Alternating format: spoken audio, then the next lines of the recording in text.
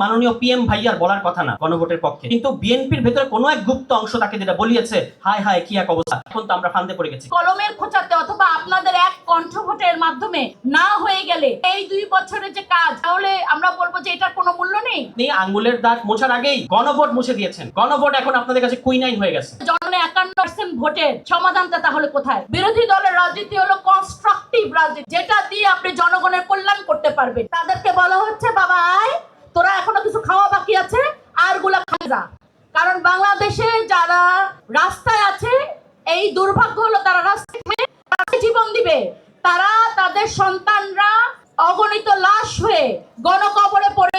মনে রাখতে হবে যে আমি হয়তো এটার সরাসরি কোনো মূল্য দেই নাই, কিন্তু আমার দলে প্রচুর ছেলে আছে যাদের নি ক্যাপিং করা হয়েছে, যাদের চোখ উঠায় ফেলা হয়েছে, যাদেরকে গুম করা হয়েছে, সেই স্যাক্রিফাইস বিনিময় হলেও চিন্তা করা। এই যে গুম অধ্যাদেশটা বাতিল করে দিল, আপনারা উঠান নাই কেন? উনারা বললো পরের অধিবেশন উঠানো হবে, আপনারা কেন বলেন নাই যে ঠিক আছে আপনারা একটা রুল ওয়ার্কআউট করলেন? কারণ আপনারা মনে করেন ওয়ার্কআউট করাই হলো বিরোধী দলের রাজনীতি। ওয়ার্কআউটটা শুধু বিরোধী দলের রাজনীতি না, বিরোধী দলের রাজনীতি হলো কনস্ট্রাকটিভ রাজনীতি, যেটা দিয়ে আপনি জনগণের কল্যাণ করতে পারবেন। এবং যতদিন উত্থাপন না হবে এই গ্যাপটার মধ্যে, আজকে আমাকে অথবা আপনাকে এইখান থেকে যাওয়ার সময় বলবে ভাই আপনার সাথে একটু কথা আছে চলেন, প্র্যাকটিক্যালি গুম হয়ে গেল। আপনার এই চেষ্টা বলার জন্য উদারি কার্ড দিতে কোনো আমাদের সলিউশন রইল না, তখন আপনি কি করবেন? আমরা চাইবো আপনারা খুব দ্রুত এই বিলগুলো উত্থাপন করবেন এবং এই বিলগুলোর মাধ্যমে জবাব শুরু করার চেষ্টা হয়েছে। এমন তো এই অন্তর্বর্তীকালীন সরকার বিভিন্ন জায়গায় বিভিন্ন মানুষের সাথে কথা বলে যেই একটা আইন তৈরি করে দিয়ে গেছে, একটা খসড়া তৈরি করে দিয়ে গেছে, সেটা এক মানে কলমের খোঁচাতে অথবা আপনাদের এক কণ্ঠভোটের মাধ্যমে না হয়ে গেলে, তাহলে এই 2 বছরের যে কাজ, সেটা কি তাহলে আমরা বলবো যে এটার কোনো মূল্য নেই? আমাদেরকে তো এই মূল্যটা দিতে হবে, কারণ এই কাজগুলো তো এইটা জনগণের অভিপ্রায় ছিল। সে অভিপ্রায়কে যদি আমরা সম্মান করতে না পারি, সেই অভিপ্রায়কে যদি আমরা নিয়ে আসতে না পারি, তাহলে জনগণের 51% ভোটের সমাধানটা তাহলে কোথায়? কার কাছে জনগণ চাইবে? জনগণ আপনাদের কাছেই চাইবে। আপনাদের কাছেই তো জনগণ সবকিছুর ন্যায়সম্মত সমাধান চায়। ওই টক শো বা নানা জায়গায় দেখা হয়, ওই বিজ্ঞাপন বিরোধীতে বা অন্যান্য জায়গায়, তখন তারা আমাদের বলছেন যে আমাদের কলিজা ফেটে যাচ্ছে, আমরা কিছু বলতে পারছি না। কারা বলছেন এই কথা? বিএনপির এমপিরা বলছেন।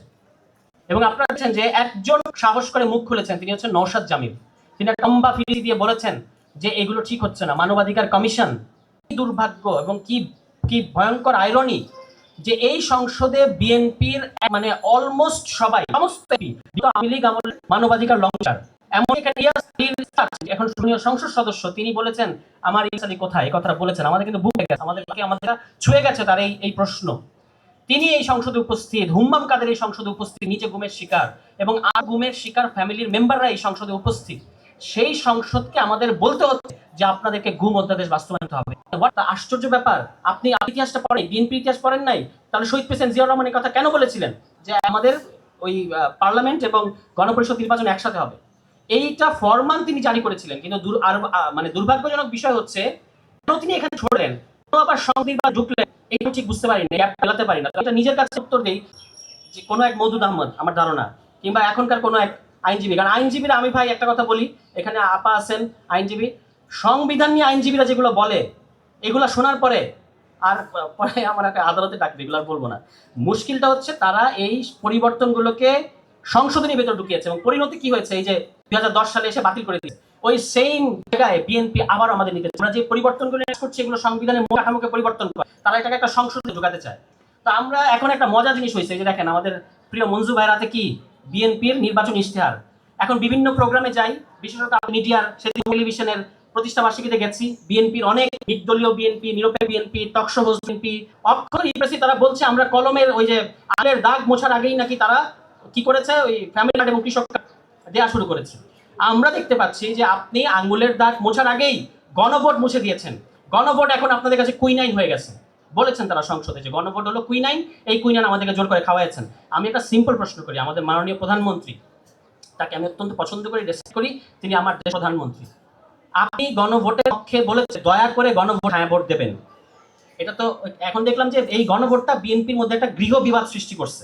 গৃহ বিবাদ মানে কি? বিএনপি কালো ঘরে মানে অন্ধকার ঘরে কালিরাল খুঁজতেছে। বিএনপি একটা বলছে এটা আমাদের মাননীয় পিএম ভাইয়ার বলার কথা না গণভোটের পক্ষে, কিন্তু বিএনপির ভেতরে কোনো এক গুপ্ত অংশ তাকে যেটা বলিয়েছে, হায় হায় কি এক অবস্থা, এখন তো আমরা ফান্দে পড়ে গেছি।